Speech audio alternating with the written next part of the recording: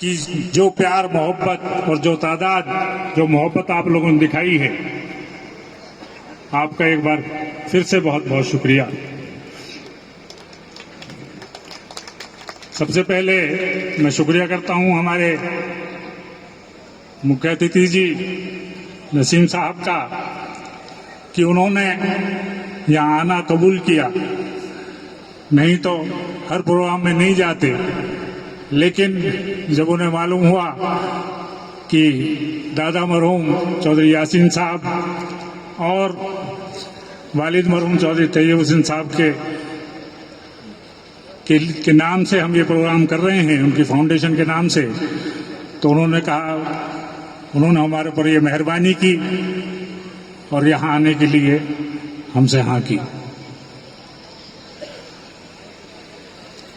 एक हमेशा से हमारे गाइड रहे हैं, हमें रास्ता दिखाते रहे हैं। मैं तो यही कहूँगा, अब वालिद साहब नहीं हैं तो आप ही उनकी जगह हैं, आप ही हमें जैसे रास्ता दिखाएंगे हम उसके ऊपर चलेंगे।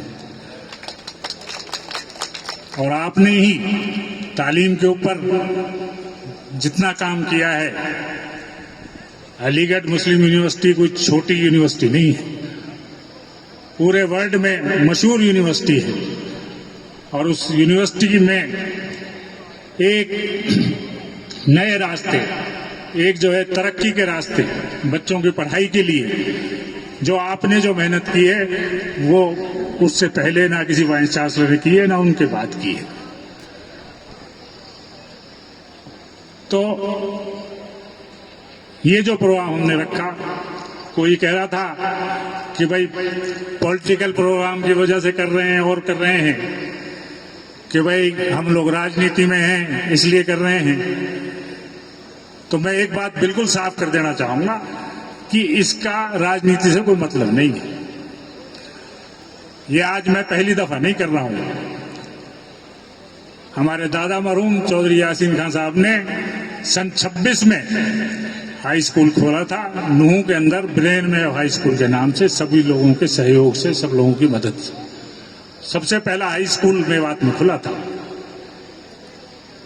और नूह में वो जो कैंपस है वो 32 एकड़ के अंदर, यहां तो बीघे का चलन है, लेकिन 32 एकड़ में वो कैंपस है, वो उन्होंने चलाया।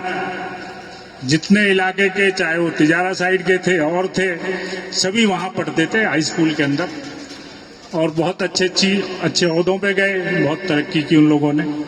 उनके इंतकाल के बाद सन 71 में वालिद मरहूम चौधरी तैयब हुसैन साहब ने उसे डिग्री कॉलेज बनाया,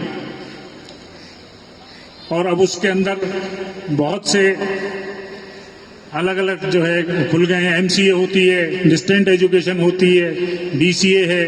तो कोशिश है हमारी कि भाई एजुकेशन की तरफ रहे। तो जैसा कि मैं कह रहा था कि